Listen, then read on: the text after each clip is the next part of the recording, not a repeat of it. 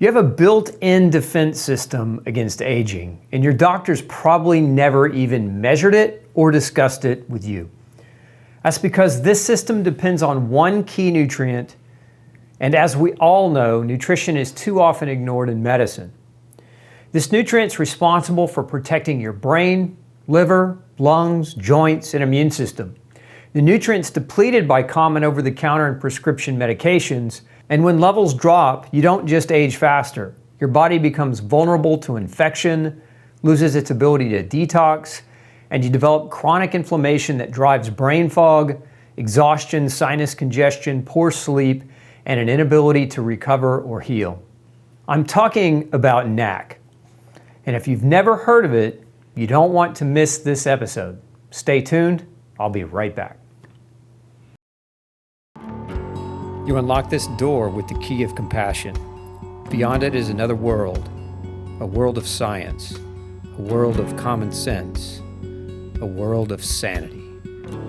You're moving into a land of both empathy and ethics, of nutritional knowledge and empowerment. You've just crossed over to Dr. Osborne's zone.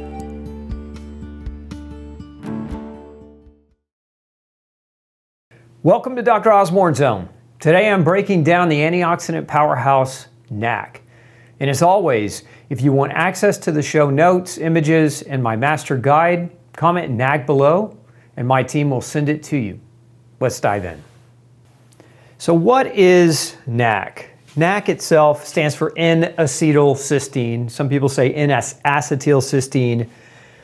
But it's a modified amino acid. NAC is actually cysteine. L-cysteine is an essential, or not, rather I should say conditionally essential amino acid. So when we look at it here, cysteine, oftentimes you'll see an L dash in front of it. But we make cysteine from methionine, L-methionine. So you eat L-methionine from the foods in your diet, your body can convert L-methionine into L-cysteine, and then cysteine, this sulfur-containing amino acid, goes on to help your body produce the master antioxidant, glutathione. So this is one of the fundamental functions of NAC. Now NAC, as you can see here, it's a modified form of the sulfur-containing amino acid cysteine. It was modified chemically to enhance absorption. Cysteine is not absorbed extremely well, but when you add an acetyl group to the front end of it, N-acetyl cysteine is much easier and much better absorbed by the body.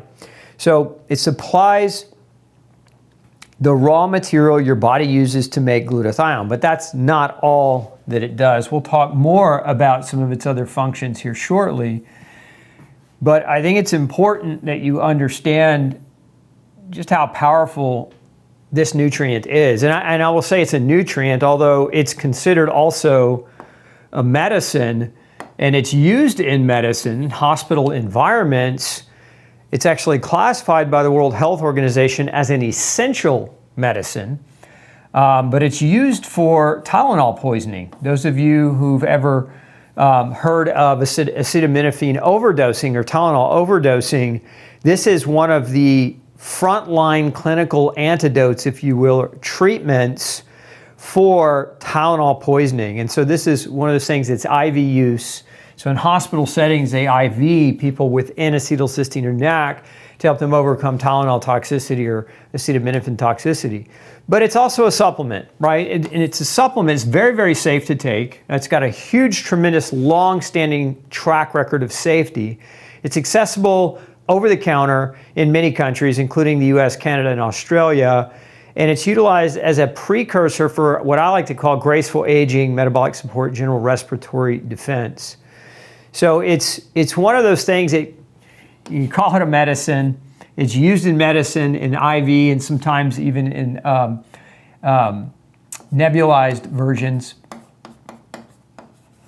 But ultimately, it's a fantastic over-the-counter supplement with many different functions, glutathione just being the most well-studied. And so coming back to Tylenol, one of the things that Tylenol does is it depletes glutathione so rapidly that it ends up causing acute liver damage. And so, N-acetyl cysteine is what your body uses to regenerate glutathione. Without it, your liver's toast. And so are many other functions. Remember, we use glutathione as a primary agent in our detoxification pathways. So, what does NAC do in the body? Well, we've already discussed this first one here. It produces glutathione, but it does so much more. It plays a role as a major antioxidant. Now, glutathione is an antioxidant, so in its own right, NAC produces glutathione, which then contributes to the antioxidant function. But detoxification is also very important. One of the ways our liver metabolizes medicines, environmental chemicals, and other toxicants in the environment is through this process of phase 1 and phase 2 detoxification in the liver, which requires glutathione. So it's not just that glutathione is an antioxidant, it also aids in the breakdown of toxic compounds. Now, beyond the glutathione impact, NAC itself, N-Acetyl Cysteine itself, is a mucolytic. It helps to break disulfide bonds in mucus, which helps clear mucus. So if you've had an upper respiratory infection, if you've got a lot of mucus, the drainage in your sinuses and your throat, this is where NAC can be extremely valuable. As a matter of fact, there are a number of over-the-counter products designed for people with excessive mucus production or to overcome or get the mucus out of the lung tissue or get the mucus out of the sinus cavities because it breaks it down. This is one of the things that we use clinically all the time. People have colds or flus, or when people have seasonal allergies where they're overproducing mucus to protect themselves and they start to get backed up. NAC is a wonderful home remedy that can support that. We know its role in immune support. Now this happens to be aiding the function of white blood cells. So it increases functionality of white blood cells, and so it makes people more or less resilient to colds, flus, and other infectious microorganisms. It's necessary in cellular repair. Cysteine itself is a very important amino acid in how our body heals and repairs and puts things back together. So it's not just glutathione. There are other functions. And a couple of those that I want to point out is, so we mentioned the mucolytic aspect here, the mucolytic function, and then it's an anti-inflammatory, and I'm going to show you shortly here. Stay with me. I'm going to show you human trials, human studies, where it's actually being used to treat autoimmune conditions and the inflammation associated with them. We'll talk about that more shortly. Again, antioxidant, we talked about this, and these are two functions that very few people are aware of for NAC. One is that it's an anti-biofilm compound. So it breaks down biofilms. And where this is important is bacterial infection, bacterial and yeast infection more specifically. If we look at this diagram here, I'm going to blow this up for you, but this is studies demonstrating the anti-biofilm functionality or activity of NAC against bacterial and fungal pathogens. So you can see all these different research studies showing how N-Acetyl Cysteine can break down the biofilms of E. coli, of Klebsiella, Enterobacter, Proteus, Pseudomonas, different types of Pseudomonas, Acinetobacteria, Prevotella, Staph, as most people have heard of Staph, and then down here you can see Candida. Candida is a type of yeast. So these microorganisms produce slimy layers that they hide under, like a shield or a dome, and so these are what are called biofilms. And sometimes when these microorganisms form a thick enough biofilm, they're very, very hard to get rid of. And so this is why, one of the reasons why antibiotic resistance is increasing in our society is that these microorganisms produce biofilms, and those biofilms protect the microorganism colonies from the effectiveness of the antibiotic. Well, NAC degrades biofilms. It's actually been shown in some research studies to be very effective and help with outcomes.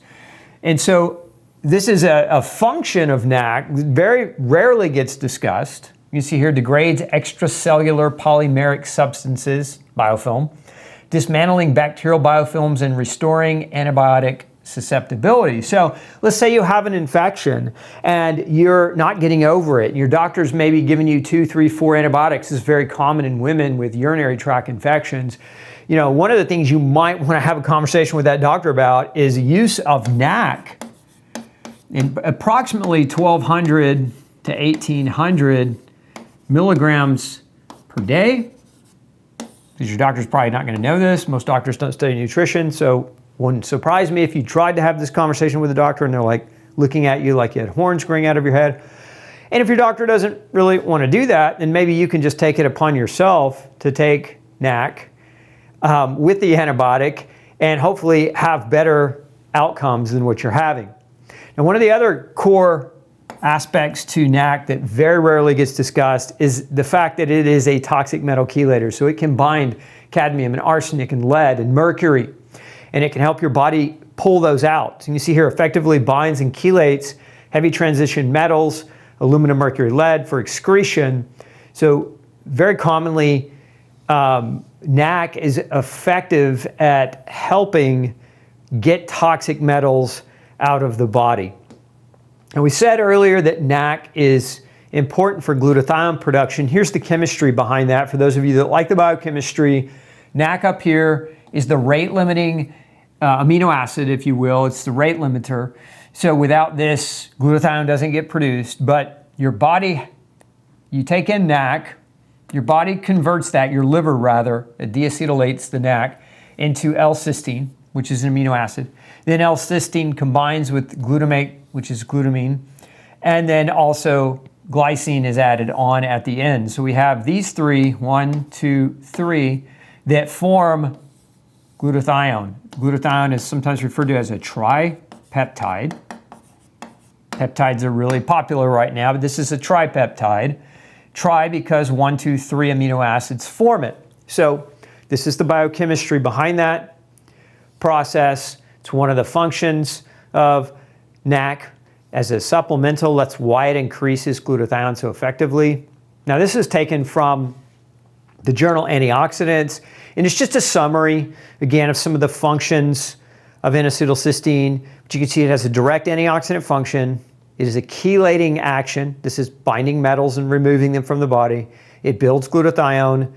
It's an indirect antioxidant as well. It has mucolytic properties, so it can break down mucus. So if you're drowning in mucus, this is a great idea for you to consider this. And it's an anti-inflammatory. And research has shown in a number of autoimmune conditions that it's effective and helpful for some people. Now, main routes of administration, you can see here, oral, intravenous, and inhalation. The intravenous would be if you're in the hospital with Tylenol overdose. Inhalation would be in some hospital scenarios, and even doctors will sometimes prescribe for home use in cases like asthmatic problems or chronic obstructive pulmonary diseases. But most of the research is on oral use. Oral, that means supplemental, taking it by mouth. Okay, what depletes cysteine? Because remember, NAC, N-Acetyl Cysteine, is an acetylated version of the amino acid cysteine. And we can eat cysteine from our diets, and I'll show you foods that contain that here shortly so that you make sure you're getting enough. But what happens is that cysteine as an amino acid, it's what we call non-essential. Meaning your body can produce it and it can make it from methionine, the amino acid methionine. But what happens sometimes is when we're under a toxic load, methionine will not, make cysteine. It won't make it, not in adequate quantities. And so what happens is cysteine goes from a non-essential amino acid to what we would call conditionally essential. We'll talk more about that. So what are some things that deplete cysteine or increase the need for it? Number one is those of you who are popping Tylenol for every headache you have, for every ache and pain that you have, and I see this all the time in my practice. People are chronic users of Tylenol and they think it's okay. What you're slowly doing is you're aging yourself, right? Because as you're taking, the more Tylenol you take, the more acetaminophen you take, the more you're going to deplete long-term your glutathione stores, the faster you're going to age, the less antioxidant protection you're going to have, the more aggressive this builds, the worse your problems can actually get. So blocking pain instead of addressing why it exists is, in my opinion, is always a bad idea. Now there's acute times where this could be helpful, and over the span of a day or two. Let's say if you had a surgery, and after the surgery you were just trying to kind of normalize your pain levels and get past that initial very acute pain. But I'm talking about chronic use. High sugar diets. In high sugar diets, we know increase oxidative stress, which is part of what depletes glutathione. And when you're depleting glutathione, you're depleting cysteine. Gluten consumption. The inflammation triggered as a result of gluten exposure. This is true for those of you with celiac disease or even those of you with non-celiac gluten sensitivity, but it drives up inflammation.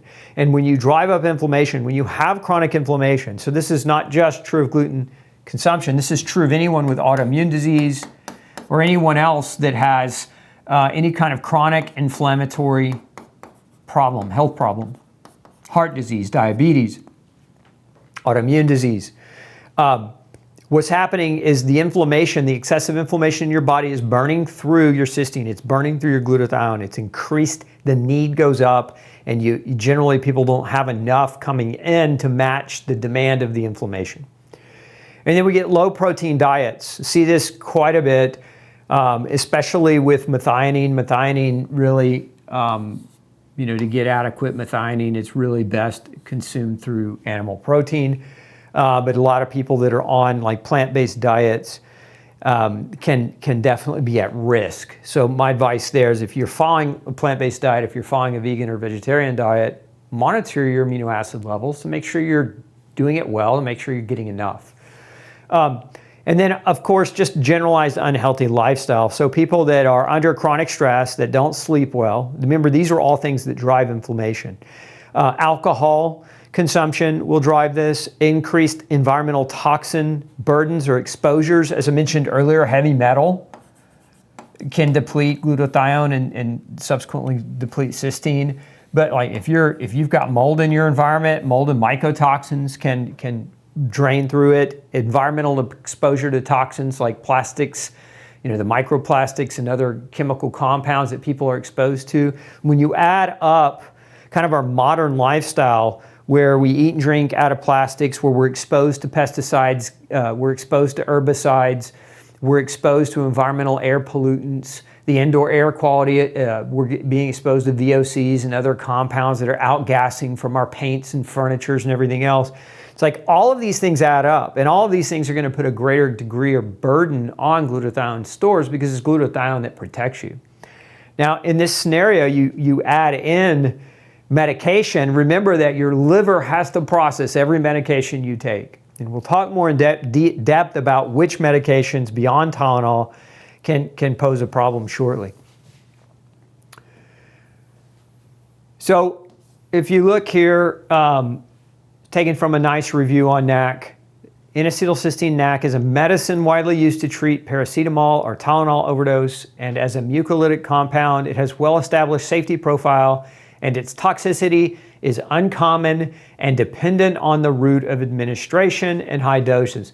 We don't see really toxicity in oral use. Where you get toxicity is in IV use. So if you've been hospitalized and they're pumping this stuff into you at really high doses through an IV, this is where there's a greater risk for the development of an acute reaction or a toxicity problem. That, or if you're taking it in through a nebulizer, certain asthmatics can have a greater risk of having a toxic reaction to it through that. So if you're at home and you've got a nebulizer and you're thinking, oh, Dr. Osborne talked about NAC, I'm going to put it in my nebulizer and start sucking it down. Don't do that.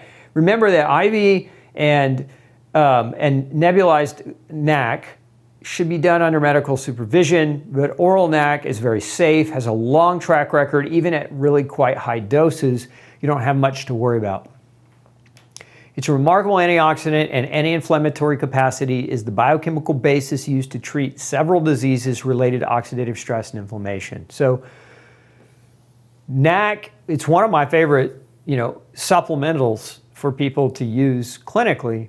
I was showing you this earlier, but the metabolic cascade of NAC, or rather of glutathione production, is that we have, dietary methionine, which goes on to convert into cysteine, which then is the precursor to make glutathione.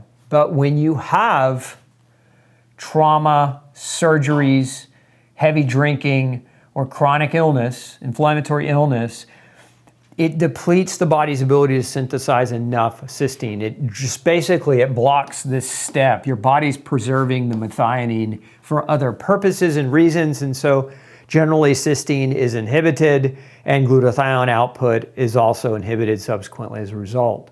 So keep those things in mind. If you have those conditions, if you're thinking, is NAC right for me? If you have those conditions or those behaviors, then yes. And as a matter of fact, if we say, who benefits from NAC supplementation? This is not a comprehensive, every single person, but there are other reasons we can benefit, but this is a good place to start. So who benefits? People with gluten sensitivity and celiac disease or other autoimmune diagnoses. So autoimmune disease, people that have oxidative stress or toxic exposure, I mentioned those with mold. But also environmental chemical exposures. We see a lot of times people that have jobs where they're chronically exposed. I've got several patients that work, on oil rigs or that work out in the field where they're being exposed to a number of different chemicals. These people are at risk because of those exposures. People with alcohol consumption. If you're that one glass of wine a night and you think, oh, that's perfectly fine, there's nothing wrong with that, know that you're going to deplete your glutathione. Even that one glass, your body has to process alcohol. It is, in effect, it is a poison, and you need to make sure you're giving your body what it needs to process it if you're going to drink it. And of course, acetaminophen, as we've already discussed. People with chronic digestive symptoms. So if you've got IBS, inflammatory bowel disease, we mentioned celiac, but even Crohn's or ulcerative colitis or gastritis, where you have absorption problems as a result of a gut problem or a gut issue, you're at risk for developing this problem, and you're probably going to benefit from NAC.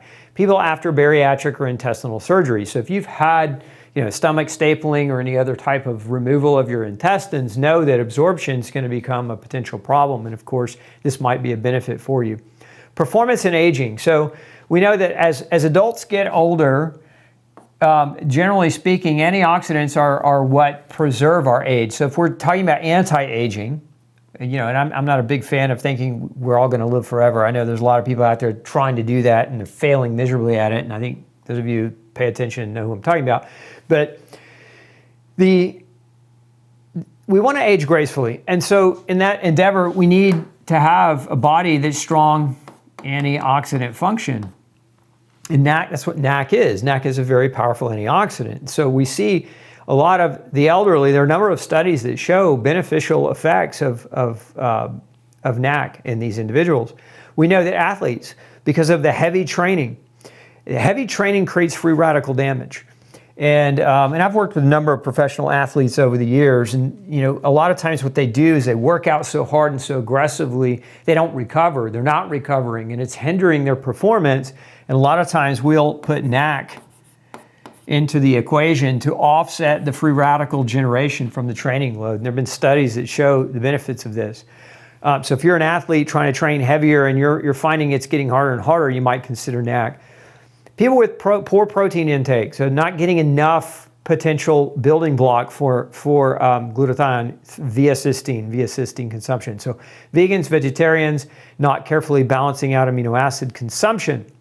We know that metabolic disease, so people with diabetes, we know that NAC actually affects what's called AGEs, advanced glycation end products, which is basically it's a negative consequence of your blood sugar being too high, and these will accelerate. They're called age for a reason. They accelerate the aging process.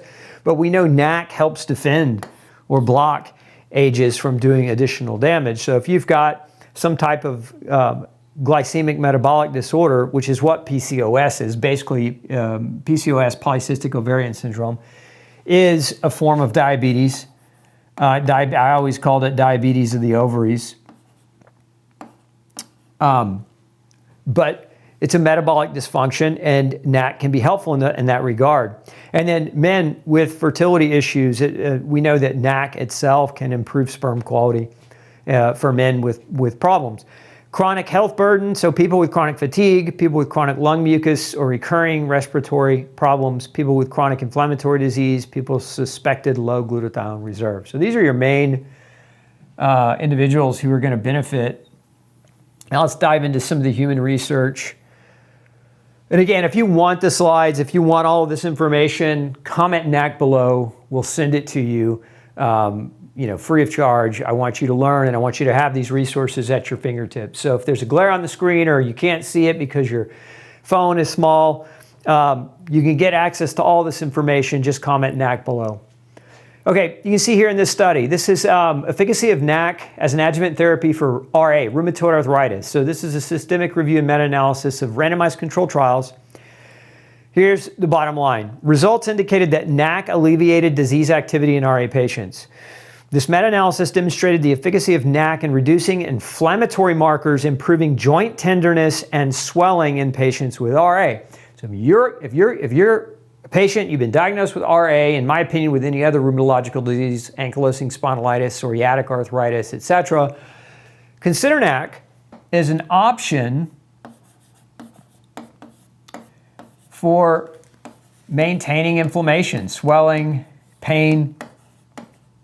You might find it extremely beneficial. One of the things I often combine is we're trying to help people navigate their diet change because many people with RA have rheumatoid arthritis because of gluten. Gluten is a very common trigger for rheumatological disease. So if you didn't know that, you have RA, read my book, No Grain, No Pain, get a copy, read it, follow the diet. It'll tremendously, most likely benefit you if you've got this diagnosis. But you can also add NAC. And one of the couple of other things I like to add here to help with this scenario is higher doses of vitamin C combined with quercetin,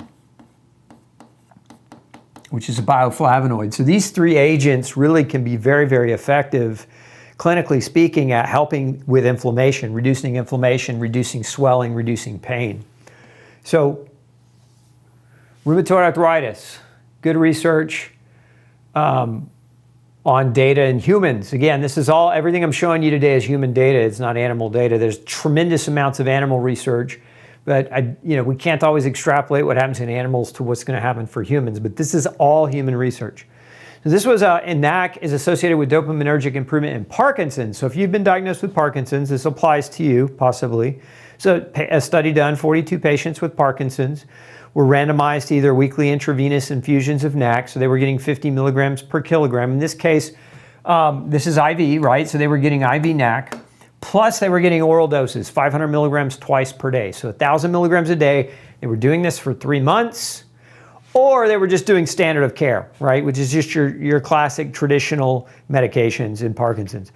So in the NAC group, significantly increased DAT. Binding was found, that's dopamine. Binding was found in the caudate and putamen, which are areas of the brain. The mean increased from 3.4% to 8.3%, so virtually more than doubled, compared with controls. Now, that may not make a lot of sense to you, but this part will, along with significantly improved Parkinson's disease symptoms. So it wasn't just about seeing the improvement of the binding of dopamine, it was also symptomatic improvement. So the patients felt better. Patients did better. The results suggest NAC may positively affect the dopaminergic system in patients with Parkinson's disease with corresponding positive clinical effects. Of course, this is only a small study. There was only about 40 people involved. So, they're always going to end it with larger scale studies are warranted. And I agree, larger scale are warranted, but NAC is safe to take. It's easy to take. And if you've got Parkinson's, the medical treatment of Parkinson's is not, the track record of that is not fantastic. So you don't have anything to lose. It's worth a shot, in my opinion, if you're looking for something that might, benefit you. Here's another one, the impact of NAC on lactate biomarkers and oxidative stress and immune response and muscle damage. So this is more of a study done on on athletes, and you can see it indicate that NAC supplementation significantly diminishes both muscle soreness and lactate concentrations after exercise. So if you ever exercise, you get that burning sensation, that burning pain in your muscles, and it's like that's why you have to stop. That's lactate, that's lactic acid. So what they're finding is NAC reduces that, reduces the concentrations of that, increases recovery time, and reduces soreness. So NAC supplementation holds promise for attenuating muscle soreness, lactate T-bars, that's a byproduct that is inflammatory, and interleukin-6, which is an inflammatory chemical, concentrations and increasing glutathione levels following physical exertion. So remember, when you have aggressive physical activity, it creates free radical damage and you burn through more glutathione, hence giving NAC is helpful in offsetting some of that damage and improving recovery and reducing potential for soreness. Here is a study on NAC being used to improve seminal parameters, seminal meaning the semen. So in our study, showed that patients who received NAC had statistically significant results in improving sperm volume, so quantity of sperm, the concentration of sperm, the total motility, and that's the ability of the sperm to swim, and the normal morphology of sperm. So if sperm are abnormally shaped, they don't swim as well and they don't function as well. So NAC improved every one of these parameters in these men compared to controls. Additionally, patients given NAC had no reported side effects based on our included studies. We found NAC supplementation significantly improves seminal parameters and has a favorable safety profile. These findings highlight the potential role of NAC as a safe supplement for male and with infertility or in male with impaired semen parameters. So if you're a man and you and your wife are trying to have a child and the problem isn't your wife, but the problem is you, because you have either slow swimmers, not enough swimmers, or not enough volume, consider NAC. Very, very safe, low side effect profile. Here's another one, double-blind crossover study of N-Acetyl Cysteine in Sjogren's. So another autoimmune condition. We mentioned RA earlier. This one was in Sjogren's. It's a very small dose, in my opinion. 200 milligrams a day for 6 weeks is not a very big dose. I mean, our lowest dose that we start at with people is 500 milligrams. But again, in this one, it's 200 milligrams a day. After treatment with NAC, Sjogren's syndrome patients reported improvements in ocular soreness, in ocular irritability, reduction in bad breath, halitosis, and a reduction in daytime thirst. These results suggest that NAC may have a true therapeutic effect on the ocular symptoms of Sjogren's. So if you've got Sjogren's, dry eyes, dry mouth, halitosis, you might consider trying NAC for a while and see if it gives you some increase, improvement.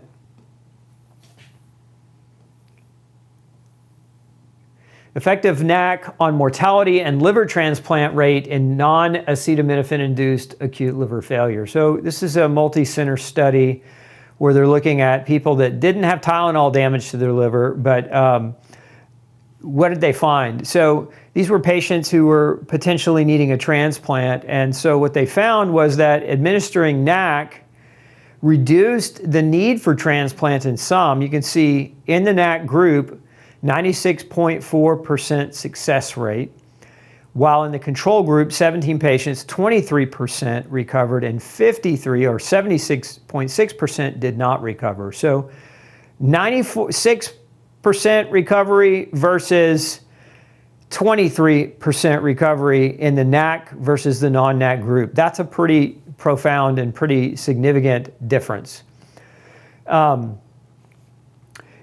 Conclusion, when administered on admission, intravenous NAC caused a reduction in non-alcoholic induced liver failure and mortality and need for transplantation. NAC decreased encephalopathy, hospital stay, it reduced ICU admission and failure of other organs. So if your liver is failing and you're looking down the barrel of a transplant, you talk to your doctor about NAC.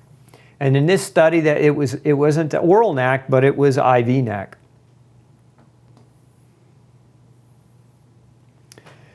You see another one, this one on reducing homocysteine concentration. If you're not familiar with homocysteine, it's a chemical byproduct of metabolism of methionine And what this does is it's a chemical byproduct that increases the risk for inflammation of the vascular tree, inflammation of nerves and joints, can contribute to bone loss and different kinds of cancers. So we don't want high homocysteine levels. And what this study showed, they evaluated the effect of 4 weeks of oral NAC at 1.8 grams per day. So 4 weeks of treatment decreased homocysteine concentrations, irrespective of whether or not the person was high fat or smoking, and lowered blood pressure, which is an interesting byproduct finding. So like NAC actually reduced blood pressure in these individuals. Increased oral intake of cysteine may therefore be considered for primary or secondary prevention of vascular events with regard to the two independent risk factors. Again, hyperhomocysteine, but also high blood pressure. So NAC reducing homocysteine levels, also reducing blood pressure. Human studies. Here's another one on uses of N-Acetyl Cysteine. This is a review on the skin. So this is a dermatological uses, right? So the review of available literature suggests that NAC could potentially serve as a safe, tolerable, and effective therapeutic option for a variety of dermatological conditions. In this case, acne and atopic dermatitis improvements are seen. So the investigators observed significantly superior results among patients treated with NAC compared with placebo in reduction of acne, suggesting NAC might be an effective treatment option for mild to moderate acne. So, you know, maybe you've got a teenager, maybe you've got, maybe you're an adult with acne. Consider it. Might be helpful. Effect of NAC on remission maintenance in patients with ulcerative colitis. So this one on inflammatory bowel disease, double-blind, randomized controlled clinical trial, 168 patients, high-dose corticosteroids and mesalamine for flare-up management were recruited. The patients received 800 milligrams of NAC or placebo. This was a 16-week study. During 22 weeks follow-up, 25 patients experienced relapses, 6 of them were in the NAC group, and 19 of them were in the placebo group. So of the people that had flares, the vast majority were placebo. There was a strong statistically significant difference in the NAC group, meaning the NAC group had much less flares. So NAC was very helpful in this regard. The mean fecal calprotectin. So calprotectin is a marker used to monitor the inflammation in patients with ulcerative colitis, as well as ESR, erythrocyte sedimentation rate. This is a lab test your doctors will order. It's a blood test. And also HSCRP. This is another blood test.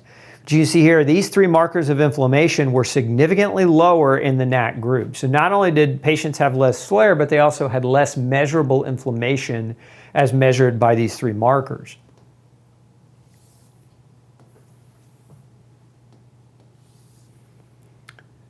Here we go. The glutathione precursor NAC improves immune function in postmenopausal women. So daily oral administration of NAC, this was 600 milligrams a day. What did they find? NAC administration significantly improved parameters studied, bringing their values closer to those of younger women, thus exerting a modulatory rather than a merely stimulatory action of your immune system. A lot of people with autoimmune disease get scared when they say, oh, that supplement stimulates the immune system. It's because they have a false perception of what autoimmune disease is. Autoimmune disease is not your immune system being overly aggressive. Autoimmune disease is your immune system attacking things on purpose that it perceives to be a threat, and the byproduct of that is collateral damage to your tissue causing the disease that you have. What NAC does is it regulates immune function. It doesn't make your immune system stronger and attack greater, but it regulates immune function. These effects were observed 3 months after the end of supplementation, so they had longer lasting effects. The present findings suggest that a short period of NAC supply for 2 to 4 months at the dose used, which is 600 milligrams, may lead to prolonged strengthening of immune defense in postmenopausal women, likely by increasing leukocytes, those are white blood cells, glutathione pool. So it enhances the glutathione available for leukocytes to function. Thus, NAC could contribute to maintenance of good health and quality of life in postmenopausal women by decreasing the probability of immune system-related diseases such as infections and aging. So this is one of the things that we use in our immune protocol clinically. If you don't have access or haven't seen that, we'll put a link up to our immune protocol in the show notes. But it includes NAC, and it includes NAC on purpose because NAC improves your white blood cells' glutathione storage. And it has the impact, we'll talk more about respiratory infection and other kinds of infection, but it has an impact to reduce the symptom severity and the disease length of disease time, which is always good. We want to be, if we're going to get sick, we want to be sick and have less symptoms and be sick for less time. So NAC has been shown to do both of those things. Here's another one, a case report demonstrating favorable outcomes of using NAC in managing hepatic injury induced by amphetamine. So this is a patient with amphetamine drug toxicity. A diagnosis of methamphetamine-induced acute hepatitis was established, and it was not Tylenol doing it. So NAC protocol was initiated, resulting in a positive response with improvement in mentation and a decrease in liver enzyme levels. This case emphasizes the potential effectiveness of NAC in treating amphetamine-induced liver injury. So amphetamine being a class of drugs, hopefully none of you are using them, but in this case, hospital toxicity case improved with NAC treatment. Here's another one on NAC administration in blood cells of workers exposed to lead. So treated with NAC at 3 doses for 12 weeks. They gave one group of patients 200 milligrams a day. Another group got 200 milligrams twice a day, and another group got 400 milligrams twice a day.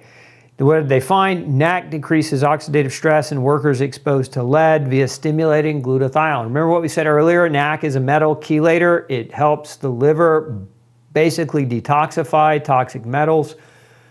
This is an example of that happening in a human study. Now this one you're going to find extremely interesting. This is, and I've actually seen this in clinical practice. I have several cases of people who have had hip implants where the hip implant is a chromium cobalt metal, COCR, that's chromium cobalt hip implant.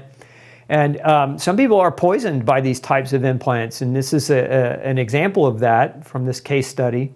They found is a 67-year-old male who went an implant. After receiving oral high-dose NAC, blood concentrations dropped by 86 and 87% of the prechelation levels respectively and persisted at these latter concentrations during the following 6 months of follow-up.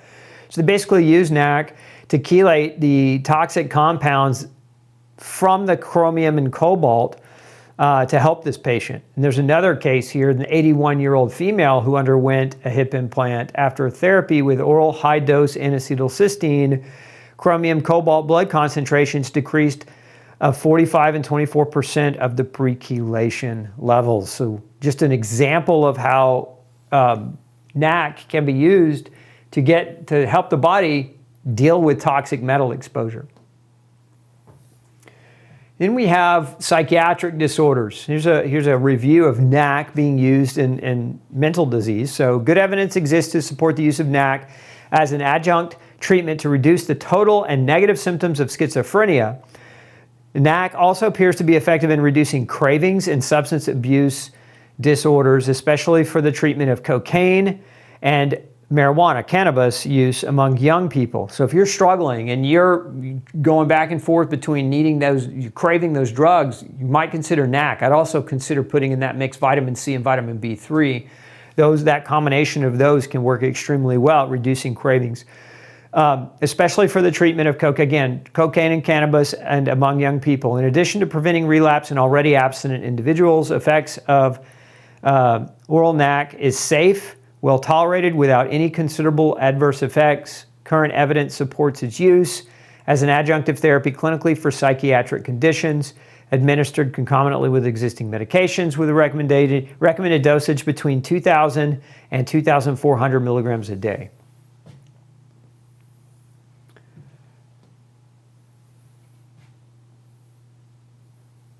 Here we have NAC and treating clinical symptoms of substance abuse. This was a meta-analysis of randomized trials. A total of 16 trials were analyzed. NAC provides certain noticeable benefits in attenuating substance craving and might help alleviate depressive symptoms as well as withdrawal syndrome in patients trying to quit drugs.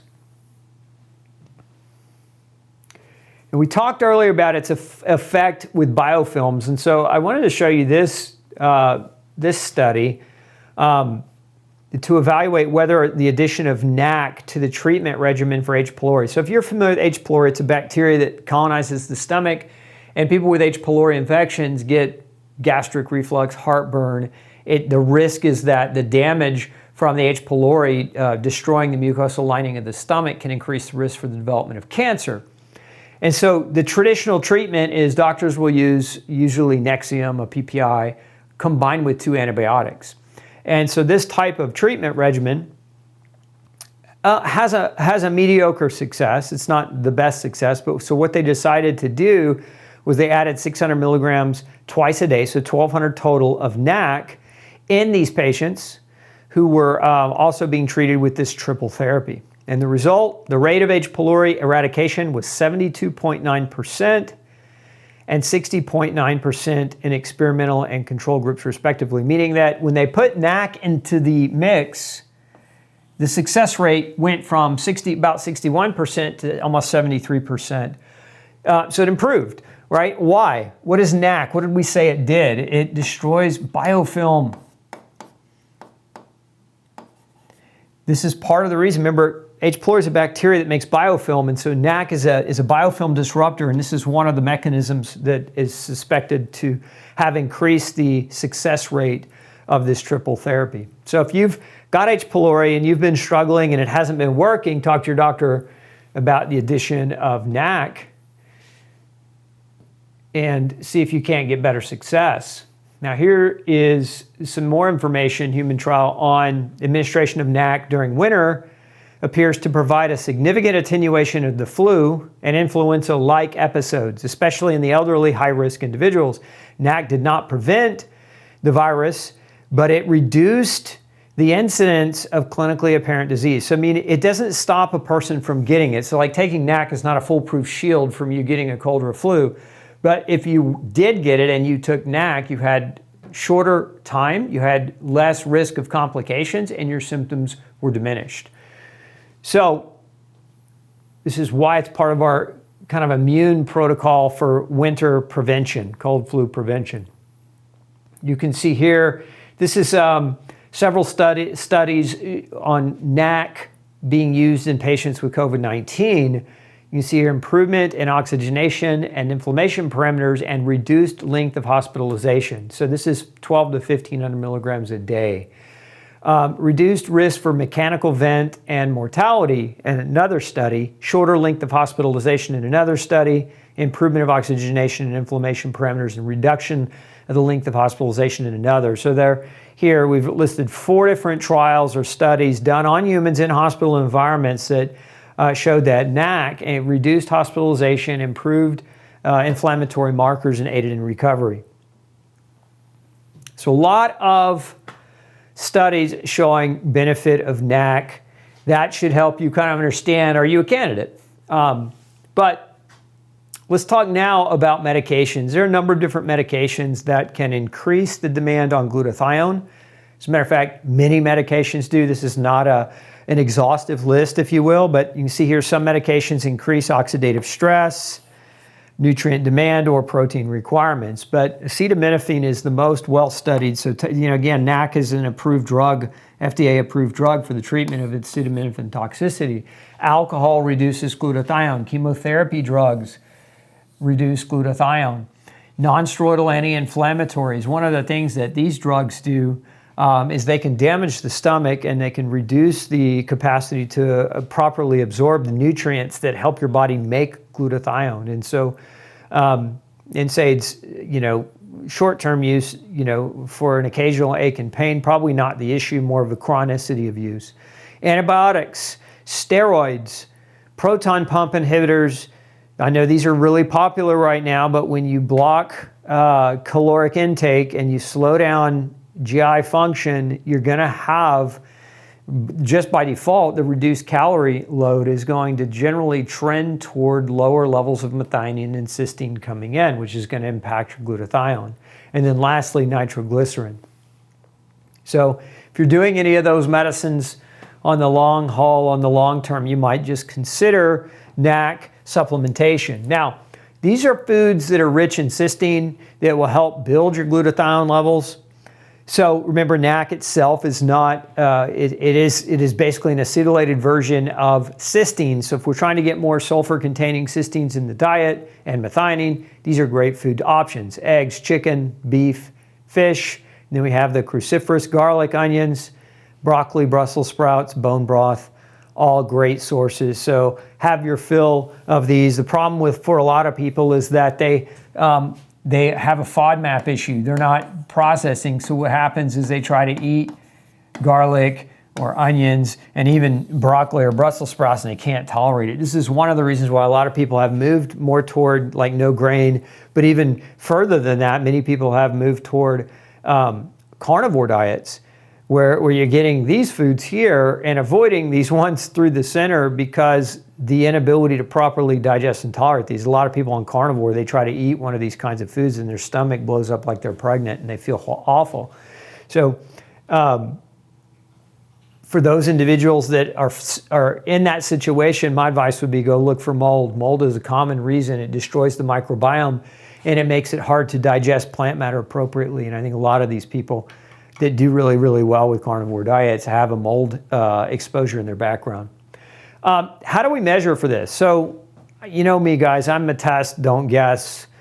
That's really what I try to live by clinically. People come to me from all over the world in my clinic with all kinds of problems and all kinds of speculation. They've been on suitcases of supplements and, you know, generally speaking, they've guessed their way in different directions, but guessing is great. You can always start with that, but you know, if you're still struggling and you haven't guessed right, test, measure. So measure first what matters most. And in the case of NAC and cysteine, it's using INA, intracellular nutrient analysis. We'll put a link in the show notes for those of you who want to read more about this type of technology. But this technology implements something called lymphocyte proliferation, which is a technology that took 17 years to develop. It was actually developed at University of Texas Biochemical Department, and it's commercially available. And you can do an INA, and what it measures many, many different nutrients. But what we're after when it comes to NAC and glutathione is we want to know your cysteine level. Because of its role, right, as an amino acid. We want to know methionine because methionine is a direct precursor to cysteine, and then we can also measure glutathione. And the B vitamins. The B vitamins, a lot of the B vitamins play a role in how we make methionine, how we turn methionine into cysteine and glutathione. So you need B vitamins to do that. So that context becomes important. And then also other antioxidants. So as an example here, several antioxidants regenerate glutathione. Vitamin C, vitamin E, lipoic acid, all can recycle or regenerate glutathione, which is part of what we're after here. We're after knowing what's happening, because if your vitamin C is low and your E and LA are low, and you can't regenerate glutathione effectively, you're going to run through it. You're going to burn through it a lot more quickly, and so it puts you at greater risk. So this test is invaluable. In my opinion, it's invaluable in painting a complete picture on dietary and supplementary needs. So you know more than just glutathione or just NAC. Now, some other helpful tests, glutathione levels. So both reduced and oxidized forms of glutathione can be measured, GSH and GSSG. Inflammation markers like CRP and high sensitivity CRP and interleukin 6 can be measured, but those are indirect measures. That's why I say they're helpful, but they're not direct. Liver function tests. So you've all had this done. These are standard tests. ALT and AST.